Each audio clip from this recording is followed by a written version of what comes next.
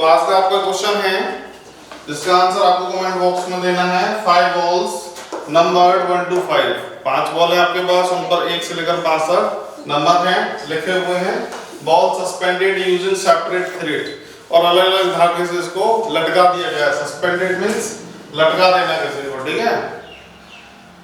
Pair और कुछ इस तरीके से पेयर में है 1, 2, 2, 4 and 4, 1। So electrostatics attraction while pair 2, 3 and 4, 5। Attraction के लिए पेयर दे रखे हैं। सो आपको बताना है repulsion therefore ball 1 must be, और रिपल्सन के लिए बॉल 1 को क्या होना चाहिए, कौन सा चार्ज होना चाहिए उस पर, पॉजिटिवली चार्ज होना चाहिए। बॉल 1 के लिए पूछा है, ठीक है। नेगेटिवली चार्ज होना चाहिए या फिर न्यूट्रल होना चाहिए या मेड ऑफ मेटल होना चाहिए। तो ये 4 आपके पास ऑप्शन है और इसका आंसर आपको पता करना है और इसका रीजन भी बताना है कि अगर कोई भी चार्ज है तो क्यों है, या कोई भी इसका आंसर है तो उसका रीजन आपको अटेम्प्ट देना है, ठीक है। चलिए आगे चलते हैं। आज का जो सेशन है वो न्यूमेरिकल सेशन स्टार्ट करते हैं।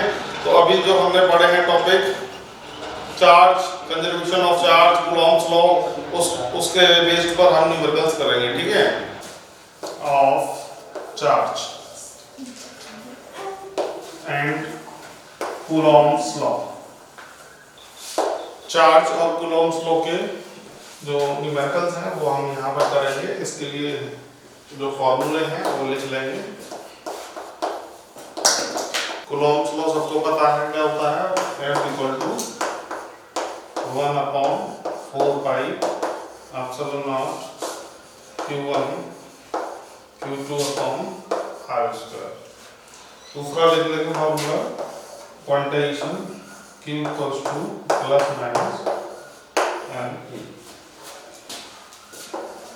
की value 1.6 into 10 to the power -19 Coulomb.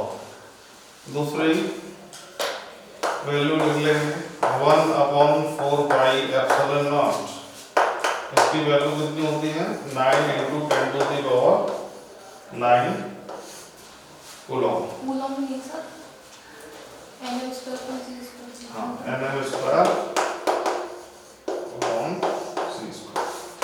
इसकी वैल्यू होती है। एप्सिलॉन नॉट की वैल्यू सबको पता है 8.85 × 10 to the power -12। तो चलते हैं पहले क्वेश्चन की तरफ। आसान क्वेश्चन लेते हैं पहले और फिर चलेंगे टिपिकल क्वेश्चन की तरफ, ठीक है।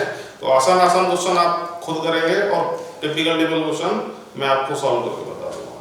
तो क्वेश्चन नंबर 1 आपकी स्क्रीन पर आने वाला है, ठीक है। पहला क्वेश्चन देखते हैं। How many electrons will have a total charge of 1 Coulomb, ठीक है। क्वेश्चन क्या पूछ रहा है, 1 कूलॉम में कितने चार्ज होंगे, नंबर ऑफ इलेक्ट्रॉन। तो क्या Q = Ne + -Ne, ये फॉर्मूला आप जानते हैं। n की वैल्यू आपको निकालनी है। n = Q/E। Q क्या है, Q क्या होता है, चार्ज होता है। कितना दे रखा है 1 कूलॉम, ठीक है। तो यहाँ क्या लगा देंगे आप 1। E की वैल्यू कितनी होती है 1.6 into 10 to the power -19, ठीक है। इसको जब आप कैलकुलेट करेंगे तो कितना आएगा 6.25 into 10 to the power +18, ठीक है। ये हो गया आपका आंसर पहले क्वेश्चन के लिए। दूसरा क्वेश्चन देखिए क्या है। If 10 to the power 9 electrons moves out of a body to another body, तो there are 2 bodies जिसमें क्या हो रहा है, A बॉडी से B बॉडी में इलेक्ट्रॉन्स क्या हो रहा है, ट्रांसफर हो रहा है। और कितना हो रहा है 10 to the power 9 electron transfer हो रहा है पर सेकंड, ठीक है। इन एवरी सेकंड, पर सेकंड बोल सकते हैं। 10 to the power 9 electron per second transferred from A to B, ठीक है। क्वेश्चन क्या पूछ रहा है, हाउ मच। मेन कंटेंट ये होता है कि क्वेश्चन पूछ क्या रहा है, हाउ मच टाइम, आपको टाइम निकालना है। कितना टाइम लगेगा is required to get a total charge of 1 coulomb on another body, मतलब 1 कूलॉम चार्ज ट्रांसफर होने के लिए इसको कितना टाइम लगेगा ये पूछ रहा है, ठीक है। तो फर्स्ट ऑफ ऑल हम 1 कूलम के को जो है चेंज करेंगे, जैसे हमने पहला क्वेश्चन किया था। तो देखिए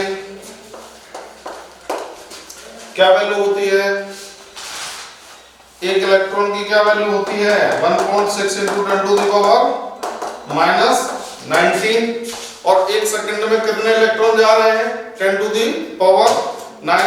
तो टोटल जो वैल्यू है क्या आ जाएगी into 10 to the power 9 करेंगे तो क्या आ जाएगी 1.6 into 10 to the power -10, ठीक है। एक सेकंड में जो इलेक्ट्रॉन जा रहे हैं क्या वैल्यू हो जाएगी 1.6 into 10 to the power -10। अब इसको आप चेंज कर लेंगे, कैसे करेंगे चेंज, क्या हो जाएगा देखो Q इक्वल टू N लगाएंगे, Q equal to N E की वैल्यू N की वैल्यू निकालेंगे यहाँ से Q अपॉन E से। Q कितना दे रखा है 1 कूलम, तो 1 कूलम अपॉन E की वैल्यू आपने कितनी निकाली 1.6 into 10 to the power -10, ठीक है। इसको कैलकुलेट करिए कितना आएगा 6.25 into 10 to the power -8। इसको आप सॉल्व करेंगे, देखिए कितना आएगा। सभी गणित के विद्यार्थी हैं, आप इसको सॉल्व कर सकते हैं आसानी से। 1 upon 1.6 into 10 to the power -10, 6.25 into 10 to the power 9 आ जाएगा, ठीक है। अभी अपने को क्या पूछा है टाइम रिक्वायर्ड, तो टाइम अपने को निकालना है। तो टाइम देखिए कैसे निकालेंगे, इस क्वेश्चन को मैं ऊपर कर देता हूँ, ठीक है, यहाँ कर देते हैं। तो time required to transfer, time required to transfer, तो क्या हो जाएगा 6.25 into 10 to the power 9 upon फिर 65 into 24 into 60 into 60। इसको आप कैलकुलेट कर लीजिए। तो ये जो टाइम आएगा ईयर्स में आपको कैलकुलेट करके देगा, क्योंकि एक साल में कितने दिन होते हैं 365, ठीक है। तो ये आंसर जो है, इसका आंसर कैलकुलेशन करने के बाद कितना आएगा वो मैं लिख देता हूं, आप इसको कैलकुलेट कर लीजिएगा। इसका आंसर आना चाहिए 198 ईयर्स, ठीक है। तो ये आंसर आएगा, इसको आप कैलकुलेशन करेंगे करेक्ट आंसर हो जाएगा। तो ये दो क्वेश्चन आप लिख लेंगे इनको, ठीक है। अगले क्वेश्चन की तरफ चलते हैं, नेक्स्ट क्वेश्चन थर्ड क्वेश्चन की तरफ। तो इसका आंसर है 198 ईयर और इसका आंसर है 6.25 into 10 to the power 18, ठीक है। चलिए क्वेश्चन है an ebonite rod is rubbed with fur and acquires a charge -8 into 10 to the power -6 coulomb. तो ये आपको गिवन दे रखा है, चार्ज की वैल्यू Q की वैल्यू दे रखा है -8 into 10 to the power -6 coulomb. तो इसमें कोई दिक्कत वाली बात नहीं है, ठीक है। क्वेश्चन देखिए, पहला क्वेश्चन क्या पार्ट पूछ रहा है, calculate the number of electrons transferred indicate the substance from, क्या पूछ रहा है देखो बेसिकली क्या पूछ रहा है नंबर ऑफ इलेक्ट्रॉन। तो आप समझ गए नंबर ऑफ इलेक्ट्रॉन यानी कि n पूछा है, n इक्वल टू क्या हो जाएगा Q अपॉन E। तो using this formula we can find out the number of electrons transferred indicate the substance from which the electrons are transferred to the other. तो आपको दूसरी चीज ये पूछी है, पहले आप n कैलकुलेट करें और आपको ये बताना है कि कहां से इलेक्ट्रॉन निकल रहा है और कहां इलेक्ट्रॉन जा रहे हैं, ठीक है। तो किस बॉडी से इलेक्ट्रॉन निकले और किस में एंटर किए आपको बताना है। तो ये फार्मूला लगा देंगे, क्या हो जाएगा n equal to Q upon E 8 into 10 to the power -6 minus E की वैल्यू कितनी होती है 1.6 into 10 to the power 1.6 into 10 to the power -19, minus से माइनस कैंसिल हो जाएगा। सॉल्व कर लीजिए इसको, कितना आ रहा है 5 into 13। तो ये वैल्यू आ गई हमारी n की। अब देखिए नेगेटिव साइन किस पर आ रहा है, किसके चार्ज की वैल्यू है ये, ठीक है, एबोनाइट रॉड। तो हम क्या समझेंगे, कहां से इलेक्ट्रॉन आ रहा है कहां जा रहा है फट से निकालना है, मतलब इलेक्ट्रॉन ट्रांसफर्ड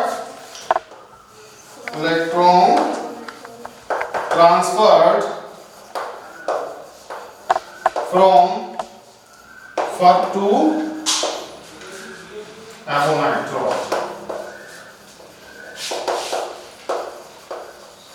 इस तरीके से पहला पार्ट कंप्लीट होता है। ठीक है, दूसरे पार्ट में देखिए क्या पूछा, बहुत आसान सी बात है ये तो। Is there a transfer of mass, क्या इसमें कोई मास ट्रांसफर भी होगा? तो जाहिर सी बात है, कॉमन सेंस यूज करिए। कोई चीज अगर निकल रही है, इलेक्ट्रॉन निकल रहा है, दूसरी बॉडी में एंटर कर रहा है, तो मास जाएगा कि नहीं जाएगा?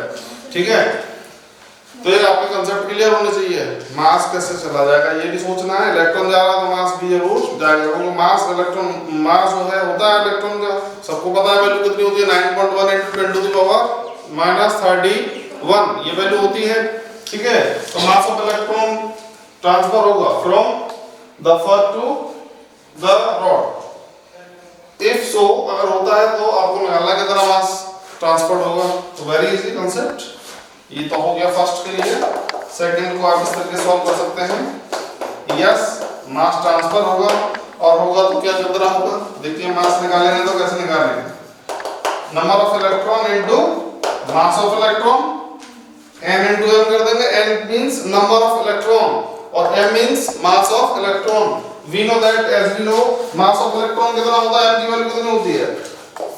देखिए नंबर ऑफ इलेक्ट्रॉन लिख लेते हैं जरा, ऊपर निकालेंगे हम 5 × 10⁻13, और मास ऑफ इलेक्ट्रॉन कितना होता है 9.1 × 10⁻9.1 × 10⁻31। इसको आप सॉल्व कर लीजिए। ठीक है, इसको आप कैलकुलेट कर लेंगे, आंसर आपको मिल जाएगा। ठीक है, तो ये मास है तो उसकी यूनिट क्या होती है? सही यूनिट किलोग्राम होती है। करेक्ट आंसर निकाल लेंगे इसको। ठीक है,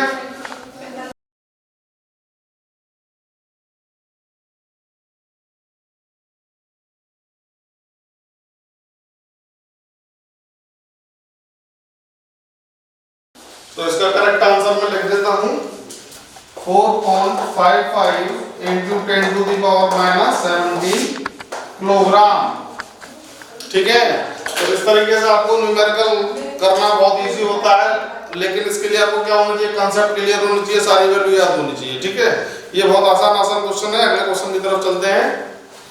चौथा क्वेश्चन, तो दुनिया का सबसे खतरनाक क्वेश्चन, अच्छा आपको लग रहा होगा लेकिन सबसे आसान क्वेश्चन नहीं है।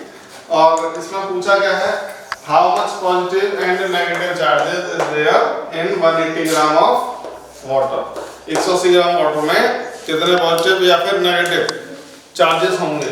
ठीक है, तो कंफ्यूजन में मत चले जाना, जितने पॉजिटिव होंगे उतने ही नेगेटिव होंगे। ठीक है, अलग अलग नहीं होते, ध्यान रखना। ठीक है, सबसे पहले निकालते हैं नंबर ऑफ मोल्स। कैसे निकालेंगे, mass of water upon molecular mass of water.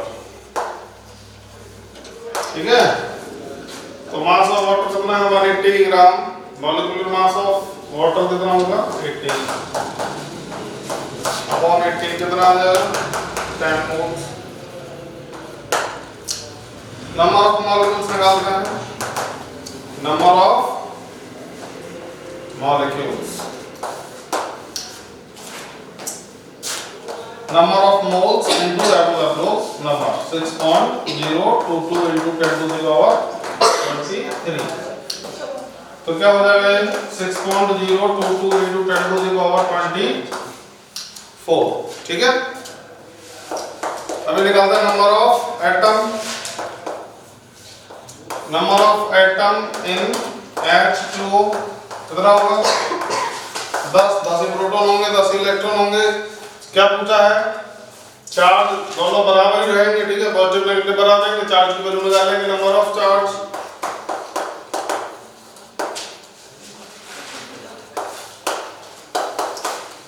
6.022 into 10⁻24 into 10 into charge की value 1.6 into 10⁻19। Do calculation and get answer. Calculation कर लीजिए, आंसर मिल जाएगा आपको। ठीक है।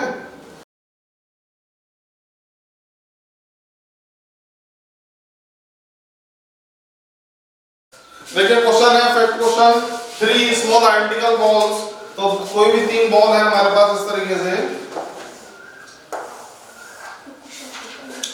ठीक है। इस पर चार्ज कितना है -3 into 10 to the power -12 coulomb. इस बॉल पर charge +8 into 10 to the power -12, और इस पर चार्ज दे रखा है +4 into 10 to the power -12। Question कह रहा है they are brought in contact, इन सभी को क्या कांटेक्ट में लाए, मतलब पास पास लेकर आए, और फिर इनको क्या कर दिया, सेपरेट कर दिया, दूर दूर कर दिया। तो हर एक बॉल पर कितना चार्ज आएगा, चार्ज ऑन ईच बॉल आपको निकालना है। तो वेरी सिंपल क्वेश्चन, क्या करेंगे, ये Q1 मान लीजिए, इसको मान लीजिए Q2, इसको मान लीजिए Q3। तो कैसे निकालेंगे, चार्ज ऑन ईच बॉल। जरा सोचिए, जब इनको पास पास लाएंगे तो तीनों के पास एक ही चार्ज आएगा या अलग अलग चार्ज आएगा?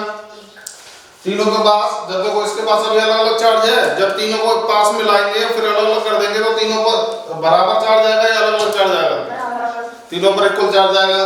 तो Q1 plus Q2 plus Q3 upon 3 इस तरह से कर देंगे। Q1 की value -3 into 10 to the power -12 plus 8 10 to the power -12 4 into 10 to the power -12 upon 3। तो कितना हो जाएगा, 9 into 10 to the power 9 into 10 to the power -12 upon 3। तो ये आ गया आपका प्रत्येक बॉल पर चार्ज कितना आया, +3 इंटू 10 टू द पावर -12, ठीक है। तो पहले का आंसर तो आपने ये निकाल लिया, charge on each ball. Question number second, इसमें क्या बोला है, number of electrons in each axis और शॉर्टेज ऑन ईच बॉल, ठीक है। तो इसमें बेसिक क्या है, क्या निकालना आपको, नंबर ऑफ इलेक्ट्रॉन। तो नंबर ऑफ इलेक्ट्रॉन कैसे निकालते हैं, Q equals two plus minus n E, तो n इक्वल टू क्या हो जाएगा, Q अपॉन E। चार्ज कितना है, 3 into 10 to the power -12, E की value 1.6 into 10 to the power -19। इसको आप सॉल्व करिए, आंसर मिल जाएगा 1.875 इंटू 10 टू द पावर। तो ये क्वेश्चन है बहुत इजी, दुनिया का सबसे इजी क्वेश्चन यही है। तो इसमें बताओ कौन सा लॉ लगेगा, अभी तक जो भी फिजिक्स पढ़े हैं आप उसमें से कौन सा लॉ फॉर्मूला मतलब इसमें अप्लाइड होगा, सबको पता है, C फॉर चार्ज और C फॉर कूलम्स, ठीक है। तो अभी क्या पढ़े हम, डबल C पढ़े हैं। तो देखिए, what is the force between two small charges pair having charges, दो चार्जेस हैं हमारे पास स्फेरिकल चार्जेस जिनकी वैल्यू दे रखी है Q1 Q2 की वैल्यू, ठीक है, और इनके बीच की डिस्टेंस दे रखी है 30 सेंटीमीटर। सेंटीमीटर इज नॉट ऐसा यूनिट, तो उसको आप चेंज कर लेंगे, आपकी वैल्यू 30 सेंटीमीटर दे रखी है, आप इसको क्या कर लेंगे, मीटर में कन्वर्ट कर लेंगे, 0.3 मीटर। Q1 की वैल्यू कितनी है, 2 into 10 to the power -7 coulomb. Q2 की वैल्यू कितनी है, 3 into 10 to the power -7 coulomb, ठीक है। पूछा क्या है, क्या पूछा है, फोर्स। फोर्स निकालेंगे, force 1/4 pi epsilon naught Q1 Q2 upon r square. 1/4 pi epsilon naught की value 9 into 10 to the power क्या होती है, 9 into 10 to the power 9। Q1 की value 2 into 10 to the power 7 -7 into 3 into 10 to the power -7 upon 0.3 square. Now simple steps calculation and get your answer, ठीक है। इसका answer आप खुद निकालें, अभी आंसर बता देंगे। फोर्स की यूनिट सबको पता है, यूनिट प्लेस करें, जो भी आप क्वांटिटी निकालना उसकी यूनिट प्लेस जरूर करें, ठीक है। न्यूटन होती है फोर्स की यूनिट, डायमेंशन होता है 10⁻²। तो इसका आंसर आएगा 6 into 10 to the power minus 3 Newton. चलिए, ये तो हमने आंसर निकाल लिया, मैग्नीट्यूड निकाल लिया इसका फोर्स का।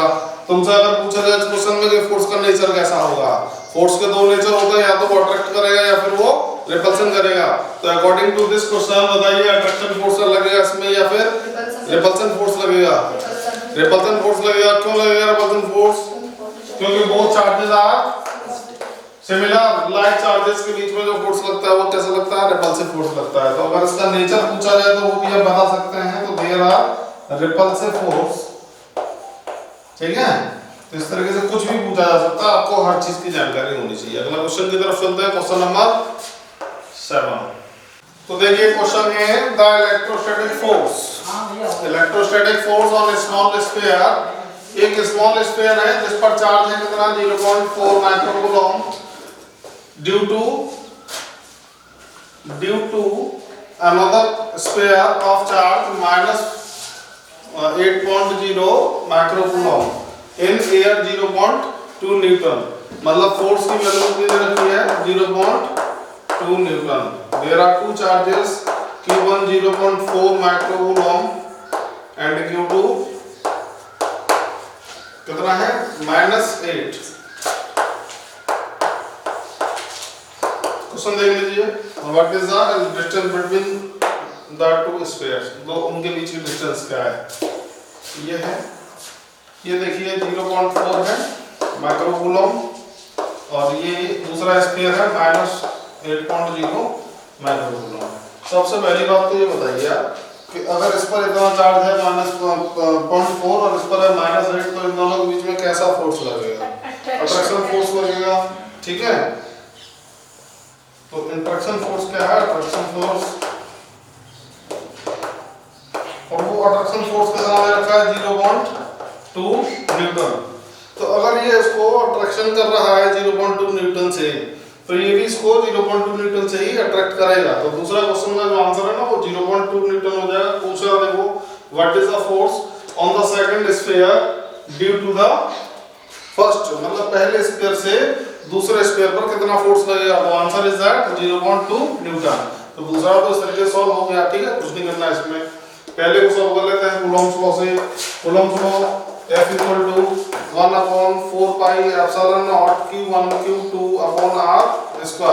यहाँ से मेरे को क्या चाहिए? देखिए क्या पूछा है? डिस्टेंस पूछा है, r निकालना है। तो r को निकाल लीजिए इस तरीके से 1/4 pi epsilon naught Q1 Q2 upon F, ठीक है। वैल्यूज प्लेस करिए, इसकी वैल्यू सबको याद हो गई होगी। r² यहाँ लिख देते हैं, r² equal to 9 × 10 to the power 9 × Q1 की वैल्यू कितनी है? 0.4 × -8.0।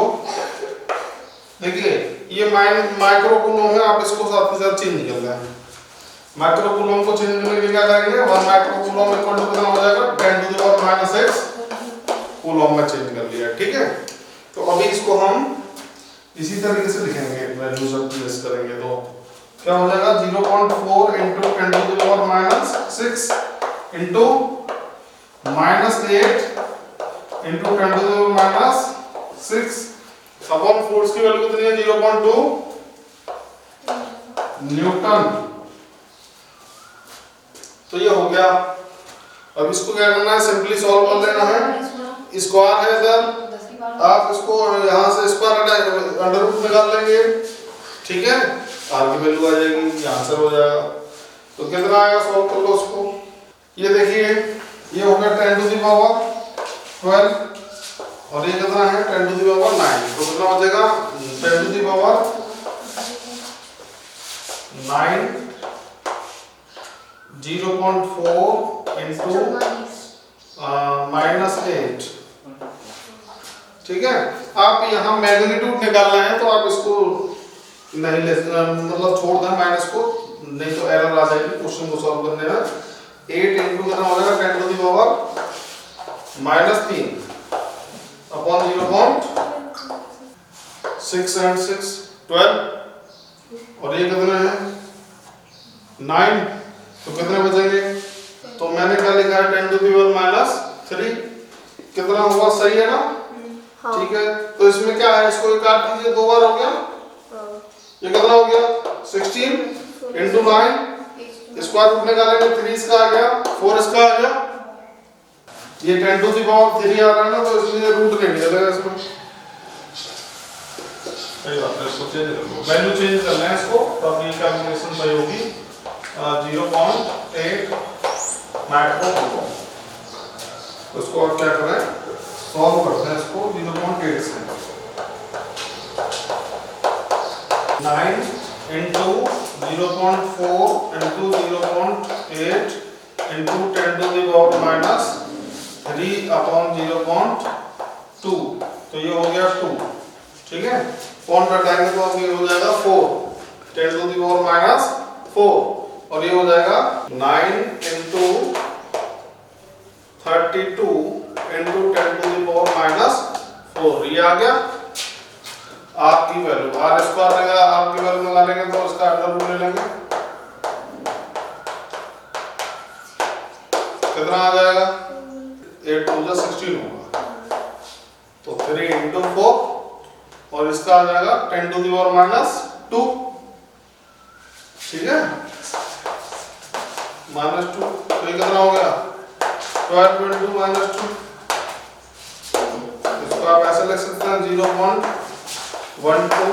मीटर में, तो आर की वैल्यू 0.12 मीटर, इन दोनों के बीच में सेपरेशन है, बता है। देखो क्वेश्चन है, 2 insulated charge copper sphere, 2 sphere है हमारे पास, एक ये और एक ये, जिसका नाम क्या है ए और इसका नाम क्या है बी, और दोनों पर देखिए क्या दे रखा है, सेंटर सेपरेटेड बाय डिस्टेंस 0.5, इनके बीच में कितना डिस्टेंस है, 0.5 मीटर। ठीक है जी, तो what is the mutual force, force निकालना है आपको, force of electrostatics between them, repulsion force nature दे रखा है, चार्ज दोनों पे दे रखा है, c 6.5 into 6.5 into 10 to the power minus 7 coulomb. ठीक है,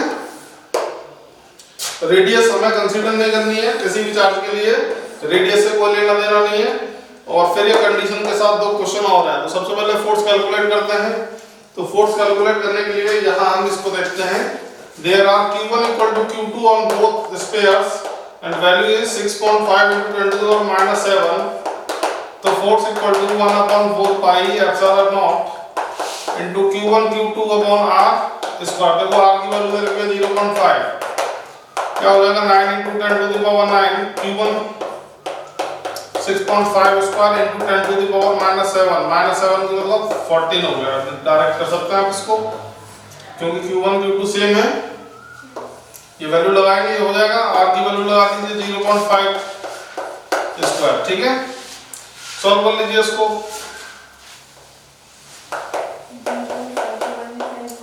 क्या हो जाएगा, कौन से कौन काट सकते हैं, 5 से इसको काट सकते हैं, तेरे पास पर 169, ठीक है, 169 into 10 to the power minus 14, ये कितना हो जाएगा, 5 माइनस का 9 into 10 to the power 169, sorry 9 into 169 into 10 to the power minus 5, तो ये हमारा क्या है, फोर्स आया 152 आएगा, तो इसको मल्टीप्लाई कर लेंगे, कितना आएगा, 152 हटा दो 1 2 3 माइनस 2, इस तरीके से लिख सकते हैं, तो फोर्स आ गया कितना, 1.521 into 10 to the power minus 2, ये हमारा फोर्स कैलकुलेट हमने कर लिया इस तरीके से। ठीक है, ये न्यूटन में इतना फोर्स निकाल दिया। Now the first condition is that each sphere is charged double, उसके हर चार्ज को क्या कर दिया जाए, डबल कर दिया जाए। ठीक है, और उसके डिस्टेंस को, उन दोनों के बीच की डिस्टेंस उसको क्या कर दिया जाए, हाफ कर दिया जाए, तो क्या होगा, तो देखो बहुत सिंपल कांसेप्ट है, मेरे पास ये फार्मूला होता है F equal to K Q1 Q2 upon R square. अभी मैं इसको खत्म कर देता हूं, ऊपर से साफ कर देते हैं समझने के लिए। देखिए ये 2 स्पेयर हैं और इनके बीच में रेडियस है r, अगर इस पर q1 है और q2 है, मतलब दोनों इक्वल चार्जेस हैं, q इक्वल चार्जेस है, दोनों चार्जेस को क्या कर दिया डबल और इसको कर दिया क्या स्क्वायर, तो नेट जो फोर्स है मेरा कितना इफेक्ट आएगा, देखिए क्या आ जाएगा k 2 2 जा 4 c square upon r upon 2 का स्क्वायर, क्या ये 2 का स्क्वायर 4 4 जा 16 हो जाएगा, मतलब क्या मैं इसको 16f लिख सकता हूं कि नहीं लिख सकता, ठीक है। तो इनिशियल जो फोर्स है उसका कितना हो जाएगा 16 टाइम हो जाएगा if that condition applied in this situation, ठीक है। तो हम इसको क्या लिख सकते हैं, जो नया फोर्स है, ठीक है, नवल कोरोना वायरस, तो ये जो नया फोर्स है वो कितना आएगा 16 टाइम्स ऑफ पुराना वायरस, ठीक है 16f, तो क्या हो जाएगा पता कितनी बात समझ में किसके नहीं आई, ठीक है। तो हो गया, अभी इसका मल्टीप्लाई करना सिंपली आंसर मिल जाएगा, फर्स्ट क्वेश्चन खत्म। अभी दूसरा देखिए कैसे करेंगे इसको, 2 spheres are placed in the pani, ठीक है, इन दोनों को कहां डुबो दिया जाए, पानी में डुबो दिया है, तो dielectric constant of water is कितना दे रखा है 80। तो अगर आपने डाइलेक्ट्रिक कांस्टेंट पढ़ रखा है, तो डाइलेक्ट्रिक कांस्टेंट होते हैं दो टर्म्स में, एक होता है फोर्सेस के टर्म्स में और एक होता है एब्सोल्यूट परमिटिविटी के टर्म्स में, ठीक है। तो जो हमारा डाइलेक्ट्रिक कांस्टेंट है रिप्रेजेंटेड बाय k, तो इसका फार्मूला क्या होता है f upon fm, means to say electrostatic force in space upon electrostatic force in medium, that this is the ratio of electrostatic forces which one are in space and one in medium। तो देखिए medium यहाँ क्या दे रखा है water, तो water के लिए force निकालना है क्या, 2 sphere are placed in water, तो डाइलेक्ट्रिक कांस्टेंट की वैल्यू k की वैल्यू 80 दे रखी है, तो fm निकालना सीधी सी बात है। तो मीचू से क्या लिखेंगे Fw, फोर्स कहाँ निकालना है पानी में इनको रख दिया स्फीयर्स को, तो क्या बनेगा F अपॉन K, इस फॉर्मूले से बना लेंगे, we know that as we know, देखिए कांसेप्ट क्लियर है तो हो जाएगा, क्वेश्चन नहीं है तो बिल्कुल नहीं होगा, ठीक है। तो ये हम जानते हैं, और इससे मैं Fm मीडियम वाला फोर्स निकालूंगा तो ये फॉर्मूला बन जाएगा। इसमें F की वैल्यू मैंने कितनी निकाली हुई है पहले, ये क्या है 1.51 और 521 into 10 to the power -2 upon k की वैल्यू कितनी लगाएंगे 80, k की वैल्यू कितनी है 80, ठीक है, ये दे रखिए के बाद इसको आप सॉल्व कर लें आंसर मिल जाएगा, ठीक है। तो ये इस तरीके से सॉल्व होगा, क्या 0.24 आएगा, ठीक है भाई। इसको जो है ना इसका आंसर आप 0.24, इसका फोर्स का आंसर ये,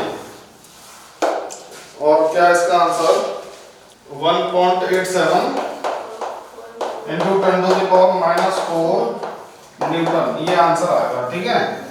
तो इसके 3 आंसर इस तरीके से हैं, one is that and one is that. तो ये ठीक क्वेश्चन था, अच्छा क्वेश्चन था। देखिए क्वेश्चन है और इस क्वेश्चन को आप वेरी इजी क्वेश्चन की कैटेगरी में डाल सकते हैं, ठीक है ना, बहुत आसान क्वेश्चन है और इसको समझ लीजिए कैसे आसान है।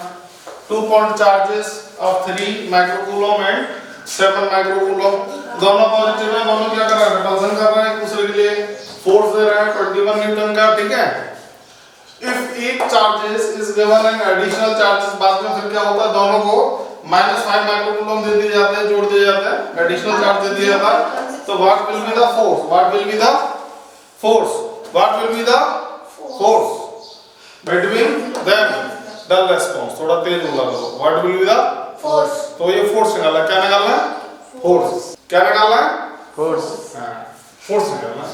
तो देख लो बेटा फोर्स कैसे निकालेंगे, फोर्स निकालने का एक फॉर्मूला है हमारे पास 1/4 pi epsilon naught q1 q2 upon r square. तो क्या आप जानते हैं r इसमें दे रखी है नहीं दे रखी, ठीक है। क्या तुम्हें पता है एक फोर्स दे रखा है 21, आपको कौन सा फोर्स पूछा जा रहा है, जब आप इस चार्ज को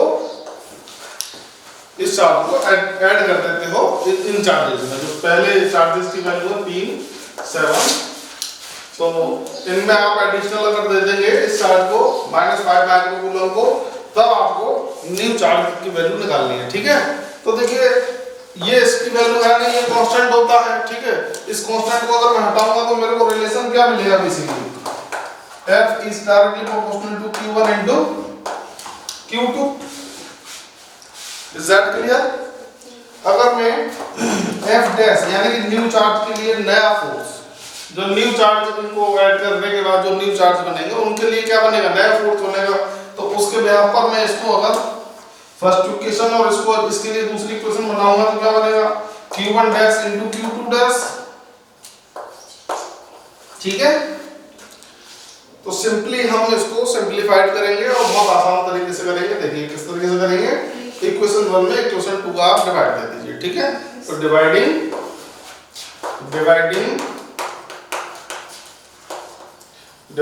इक्वेशन 1 बाय इक्वेशन 2, तो क्या हो जाएगा, F upon F dash equal to Q1 Q2 upon Q1 dash Q2 dash. अब हमारा जो काम होता है वो क्या होता है, वैल्यू पुट करने का। तो क्या आपको पता है कि Q1 की वैल्यू है, क्या आपको पता है ये वैल्यू Q1 की है और ये वैल्यू Q2 की है, लगा दीजिए। क्या होगा, 3 इंटू माइक्रो कूलम में वैल्यू रखिए -6 हो जाएगा, मल्टीप्लाई इंटू Q2 की value 7 into 10 to the power -6 हो जाएगा, ठीक है। ये क्या है, F अपॉन F डैश लिख सकते हैं इसको।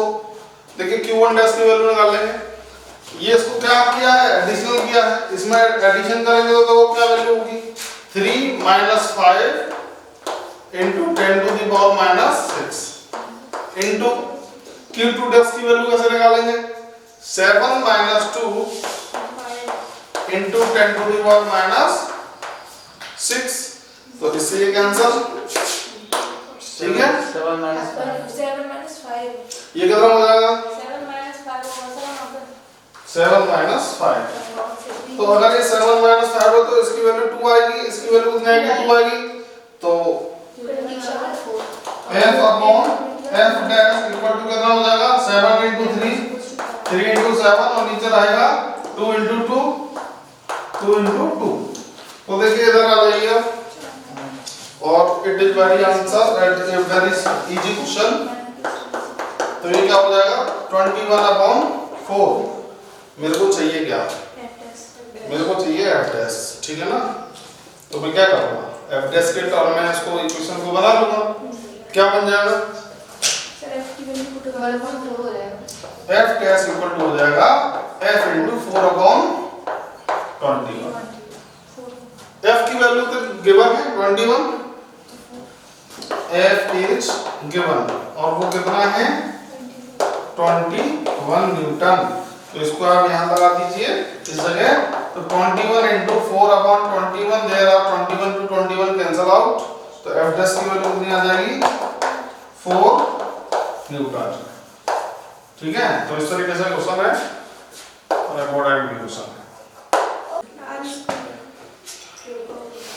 ये क्वेश्चन 10 है, इसको आपको खुद से सॉल्व करना है, खुद की सेल्फ प्रैक्टिस के लिए क्वेश्चन है ये, ठीक है। इसका जो भी आंसर रहेगा वो आप ड्रॉप कर देंगे कमेंट बॉक्स में और कुछ इंपॉर्टेंट क्वेश्चन आपको लिंक दे दी जाएगी, आप वहां से जो है डाउनलोड कर सकते हैं, ठीक है। तो ये कंप्लीट क्वेश्चन हो जाते हैं इस तरीके से और आगे चलते हैं नेक्स्ट टॉपिक के साथ अगले लेक्चर में। Thank you very much.